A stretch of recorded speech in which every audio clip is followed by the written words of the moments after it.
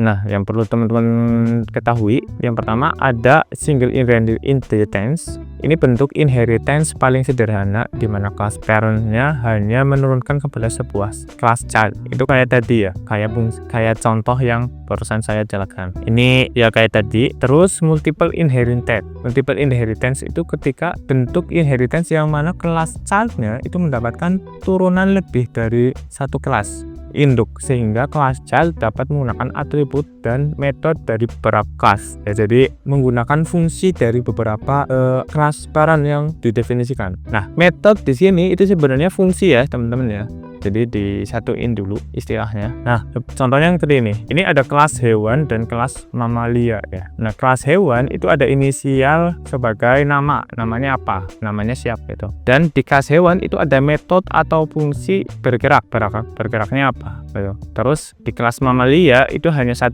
ada satu metode dan dia nggak ada inisiasi ya, satu metode, yaitu metodenya menyusui, itu dia bisa menyusui atau enggak. Kalau itu kita jadi ada dua kelas, gedean kelas parent ya, itu sebagai hewan dan mamalia. Nah, kemudian saya bikin satu kelas child namanya anjing. Nah, di mana kelas childnya itu ada saya inisiasi dua kelas parent ya, parent hewan dan parent mamalia, dan saya buat satu metode di kelas anjing itu bisa menggungkung. Ketika saya menginisiasi satu variabel ya, namanya papi, dan saya menggunakan objek anjing dan menamakannya sebagai papi. Nah, si papi ini itu dia bisa merepresentasikan metode bergerak, padahal metode bergerak itu nggak ada di dalam kelas anjing ya. Kenapa bisa? Karena dia di kelas anjing ini dia udah memanggil kelas parent hewan, dimana di dalam hewan itu ada metode bergerak, makanya dia bisa merepresentasikan fungsi bergerak di sini, termasuk juga yang mamalia ya. Kemudian kita masuk ke multi level inheritance.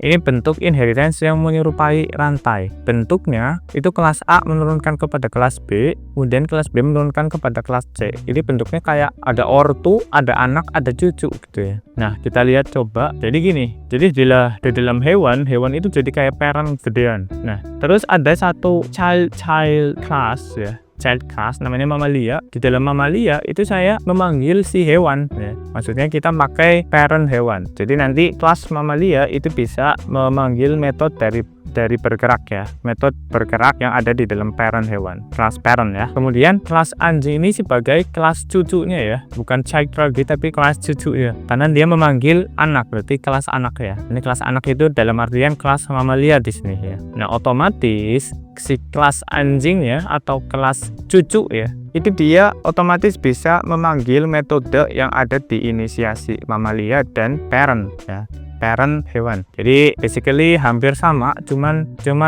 objeknya aja, penempatan objeknya. Jadi ini juga bisa berguna buat teman-teman yang ingin mengklasifikasikan suatu objek ya. Maksudnya akan menurunkan suatu objek dari hal-hal yang general ke sesuatu yang lebih detail dan spesifik gitu. Nah, sekarang kita masuk ke hierarchical inheritance. Nah, kalau hierarchical itu parentnya ada satu tapi childnya ada banyak. Nah, contohnya seperti ini. Jadi ada kelas hewan, tapi saya bikin kelas childnya itu ada dua ya. Jadi ada dua hewan lah, ada ayam dan anjing gitu. Nah, kalau ayam itu dia bisa berkokok ya, bedanya cuma di sini sih sebenarnya. Metode yang ada di kelas ayam sama metode yang ada di kelas anjing itu berbeda, tapi keduanya itu bisa bergerak kan. Makanya kita panggil kelas parent, dalam artian ini kelas parent hewan, ke masing-masing kelas child, baik itu ayam dan anjingnya. Dan kalau teman-teman perhatikan di sini ada dua variabel yang berbeda, tapi ada satu sintaks yang terlihat sama, yaitu dengan memanggil metode bergerak ya. Padahal kan metode bergeraknya itu ada di kelas parent ya, di kelas hewan ya. Kemudian kita masuk ke hybrid inheritance.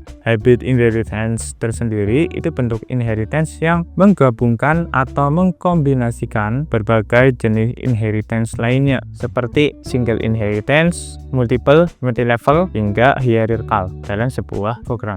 Ini lebih kompleks seperti yang tadi ya, tapi intinya sih sama gitu. Nah, sekarang kita masuk ke polymorphisme dan overriding. Polymorphisme itu sendiri adalah konsep dalam program yang memungkinkan objek dari kelas yang berbeda untuk merespon metode yang sama dengan cara yang berbeda. Nah, nanti kita jelaskan lebih lanjut aja deh di programnya ya. Kemudian overriding itu apa? Adalah konsep dalam OOP yang memungkinkan sebuah kelas anak untuk mendefinisikan ulang atau mengganti metode yang sudah ada di kelas induknya. Dengan overriding, kelas anak dapat memberikan implementasi spesifik dari metode yang diwarisi dari kelas induk.